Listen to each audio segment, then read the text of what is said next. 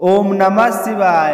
हर हर महादेव। आप सभी का स्वागत है आपके अपने चैनल शीला भक्ति स्टोरीज में। सभी श्रोताओं को होली के इस पावन अवसर पर आप सभी को मेरे ओर से हार्दिक शुभकामनाएं।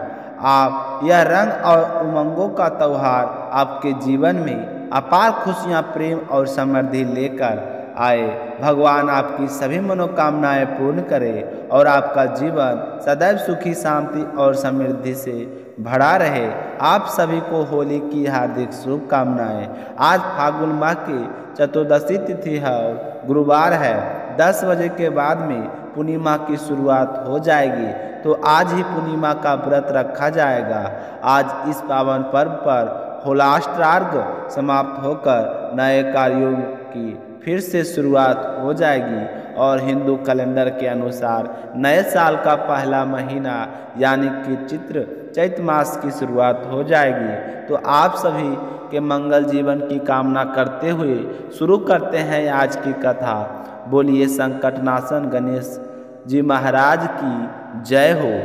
एक नगर में एक बूढ़ी माई रहती थी जो रोजाना मिट्टी के गणेश जी की पूजा किया करती थी। वह रोजाना मिट्टी का गणेश जी बनाती और फिर पूजा करती, पर जैसे ही बूढ़ी माई गणेश जी की प्रतिमा को स्नान कराती तो मिट्टी का गणेश जी था वह तो गल जाता था। तो वह बूढ़ी माई बड़ी ही परेशान होती। वह चाहती कि मेरे पास ऐसी प्रतिमा हो जो खराब ना हो तो कितना अच्छा हो। तो एक समय की बात है, बूढ़ी माई के घर के पास एक सेठ जी का मकान बन रहा था। तब बूढ़ी माई मकान बनाने वाले मिस्त्री के पास जाकर बोली कि बेटा, मुझे पत्थर की मूर्ति बना दे। मैं गणेश जी की पूजा करती हूँ, मिट्टी का गणेश जी बनाती हूँ, पानी के लगते ही वह गल जाता है। तो मैं तो बूढ़ी हो चली हूँ, मुझसे रोजाना गणेश जी बनाया नहीं जाता है, इसलिए बेटा तुम मेरे लिए एक पत्थर का गणेश जी बना दे। गणेश भगवान तेरी सारी मनोकामनाएं पूर्ण करेंगे। तो बूढ़ी माई की बात सुनकर मिस्त्री बोला कि हम तुम्हारे लिए मूर्ति टेंगेंगे, उतनी देर में हम अपनी दीवार बना लेंगे। हमारे पास इतना समय नहीं है कि सेठ जी का काम बीच में छोड़कर हम तुम्हारे लिए मूर्ति बनाएं। तो यह सुनते ही बूढ़ी माई को बड़ा ही दुख हुआ और वह मन ही मन कहने लगी कि भगवान करे तुम्हारी यह दीवार कभी ना बने। यह कहकर बूढ़ी अम्मा अपने घर चली गई और मिस्त्री और मजदूर दीवार बनाने में लग गई। अब दीवार जैसे ही बनाए तो वह टेढ़ी हो जाए, तो दीवार को तोड़े फिर से बनाए पर सीधी दीवार ना हो बने। इस तरह पूरा दिन एक ही दीवार को तोड़ते बनाते हुए बीत गया।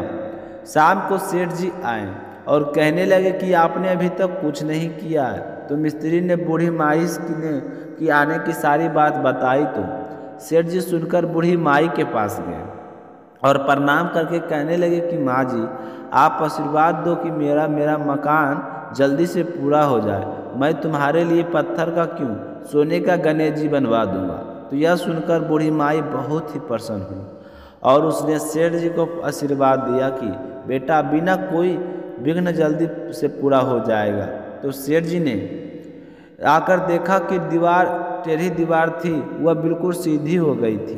तो यह गणेश जी का चमत्कार देखकर मिस्त्री और मजदूर सेठ जी के सारे गणेश जी की जयकार करने लगे और सेठ जी ने जैसा कहा था वैसा ही किया। सोने का गणेश जी बनवाकर बूढ़ी माई को लाकर दे दिया। तो यह देखकर बूढ़ी अम्मा बहुत ही प्रसन्न हुई और सेठ जी को ढेर दुआएं देने लगी। उसी दिन से सेठ जी भी गणेश जी का पक्का भक्त बन गए और रोजाना सबसे पहले उठकर स्नान करता, फिर गणेश जी की पूजा करके ही अन्य कोई काम करता था। तो गणेश जी के आशीर्वाद से सेठ जी दिन चुगनी रात चौगनी तरक्की करने लगा। बोलिए गणेश जी महाराज की जय हो। अगली कहानी आप सुनेंगे अमावस्या और पूर्णिमा का दो बहनें की कथा। प्राचीन समय में किसी नगर में एक साहूकार रहता था। उसकी दो बेटियां थीं जिनकी धर्म कर्म से काफ़ी रुचि थी। अपने इस रुचि के चलते दोनों पूरी श्रद्धा से पूर्णिमा और व्रत किया करती थी, पर उन दोनों की आराधना में केवल इतना अंतर था कि बड़ी बहन अपना व्रत संपूर्ण करती थी और पूरी श्रद्धा और निष्ठा से व्रत रखती थी और छोटी बहन व्रत को अब हमेशा अधूरा छोड़ देती थी। इसी तरह कई वर्ष बीत गए। दोनों बहनें समय के साथ बड़ी हो गई तो साहूकार ने अपनी दोनों बेटियों के अच्छा घर और बर से देखकर उनका विवाह कर दिया। विवाह के पश्चात बड़ी बहन को एक सुंदर और स्वस्थ संतान की प्राप्ति हुई। वहीं छोटी बहन संतान सुख से वंचित रह गई। छोटी बहन को संतान तो हुई, लेकिन जब भी संतान होती तो वह जन्म लेते ही मृत्यु को प्राप्त हो जाती। इस प्रकार अपनी संतानों को खोने से छोटी बहन पर तो दुखों का पहाड़ टूट पड़ा। उसे समझ नहीं आ रहा था कि मुझे यह दुख क्यों मिल रहा है, मुझे संतान का सुख प्राप्त क्यों नहीं हो रहा है। तो वह अपने सब प्रश्न के उत्तर की खोज के लिए अपने पति के साथ लेकर एक ऋषि मुनि के पास गई और वह जाकर कहने लगे कि हे मुनिवर, आपको प्रणाम है। हे मुनिवर, मैं एक दुविधा में फंस गई हूँ, मेरी तपस्या का समाधान करें। मैंने ऐसा कौन सा पाप किया है जिसकी वजह से इतने लंबी समय तक मैं संतान सुख से वंचित रह रही हूँ। संतान होती और होते ही मृत्यु को प्राप्त हो जाती है। एक माँ के लिए इससे बड़ी दुख की और क्या बात हो सकती है। तो उसकी सारी बात सुनकर मुनि ने ध्यान लगाकर कहा कि हे पुत्री, तुमने पूर्णिमा का व्रत तो किया है, लेकिन कभी उसे विधि विधान से पूरा नहीं किया है। कभी तुमने व्रत रख लिया है, कभी बीच में ही छोड़ दिया है। मन आया तो पूजा कर, मन नहीं किया तो पूजा नहीं की। व्रत को बीच में छोड़ने के कारण तुम्हें यह दुख भोगने पड़ रहे हैं। तो यह सुनकर छोटी बहन को अपनी गलती का एहसास हो गया और वह कहने लगी कि हे मुनिवर, मुझसे जाने अनजाने बहुत बड़ा पाप हो गया है। आप कृपया करके मुझे इस भूल को सुधारने का कोई उपाय बताएं, मैं सदा आपकी आभारी रहूँगी। तो ऋषि मुनि को उस पर दया आ गई। उसने छोटी बहन को विधि पूर्वक शरद पूर्णिमा का व्रत करने के लिए सलाह दी और कहा कि बेटा, तुम पूर्णिमा के व्रत विधि विधान से पूरा करोगे तो ही तुम्हें संतान सुख की प्राप्ति होगी। केवल पूर्णिमा का व्रत ही है जिसके पुण्य फल से तुम्हें अपने कष्टों से मुक्ति मिल सकती है। तो यह सुनकर पति पत्नी दोनों ने मुनिवर को धन्यवाद दिया और घर आ गए। घर आने के बाद में पूर्णिमा तिथि आई तो उसने विधि विधान से पूर्णिमा का व्रत रखा, लेकिन उसी समय वह गर्भवती थी। तो उसे पुत्र रत्न की प्राप्ति तो हुई, लेकिन भाग्य का खेल देखो, वह संतान भी ज़्यादा दिनों तक जीवित नहीं रह पाई। तो यह देखकर वह बहुत ही दुखी हुई। फिर वह सोचने लगी कि मेरी बड़ी बहन तो बड़ी ही श्रद्धा के साथ पूर्णिमा का व्रत करती है, शायद बड़ी बहन के पुण्य फल से मेरा पुत्र जीवित हो जाए। तो ऐसा सोचकर उसने अपने पुत्र को एक पेड़ पर सुला दिया और चादर से ढक दिया। अपनी बड़ी बहन को बुलावा भेजा। तुम्हें तुम्हारी छोटी बहन ने बुलाया है। जब उसकी बड़ी बहन आई तो वह कहने लगी कि दीदी आप आओ, मैं आपका ही इंतज़ार कर रही थी। तो उसकी बड़ी बहन कहने लगी कि छोटी क्या बात थी, तुमने मुझे क्यों याद किया। तो वह कहने लगी कि दीदी पहले आप इस पेड़ पर बैठ जाओ, बाद में आपको सब कुछ बताऊंगी। तो जैसे ही बड़ी बहन पेड़ पर बैठने लगी तो उसका पल्लू उस नन्हे शिशु से लग गया। वह जीवित हो गया और रोने लगा।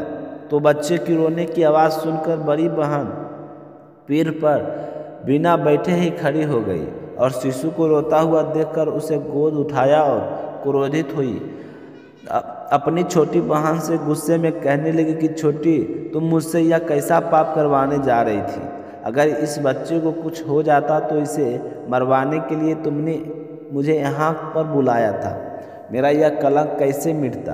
तो अपनी बहन का गुस्सा देखते हुए छोटी बहन हंसते हुए कहने लगी कि अरे दीदी, यह तो पहले से ही मृत था, यह तो आपके भाग से जीवित हो गया है। मैंने तो इसलिए आपको बुलाया था कि आपको याद है हम बचपन से ही पूर्णिमा के व्रत रखती थी। तो आप तो कितने श्रद्धा भाव से पूर्णिमा के व्रत को पूरे करती थी। मैं कभी व्रत रख लेती, कभी रखती, कभी पूजा पाठ करती, तो कभी कभी कथा ही नहीं सुनती। तो मैंने कभी भी पूरी आस्था से पूर्णिमा का व्रत नहीं रखा। बस उसी का फल है कि मुझे आज तक संतान सुख प्राप्ति नहीं हुआ है, और आज आपके पुण्य फलों के कारण मेरा मृत पुत्र भी जीवित हो गया है। दीदी मैं तो धन्य हो गई। अब मुझे बताओ कि व्रत कैसे रखना है। अब जैसे आप बताओगे मैं भी पूरे विधि विधान से वैसे ही व्रत किया करूँगी। इस प्रकार छोटी बहन के पुत्र को बड़ी बहन के पुण्य प्रताप से नया जीवन दान मिल गया। जब यह बात नगर के राजा को मिली तो राजा ने पूरे नगर में ढिंढोरा पिटवा दिया कि हर नगरवासी पूर्णिमा के व्रत जरूर करें। तभी से पूर्णिमा व्रत करने की परंपरा चल पड़ी है। कहते हैं कि अपना भाग्य जागृत करने के लिए माँ का व्रत किया जाता है। पूरी श्रद्धा से अगर हम इस व्रत को करते हैं तो हमारी कोई भी मनोकामना हो वह अवश्य पूर्ण होती है। बोलिए विष्णु भगवान की जय हो।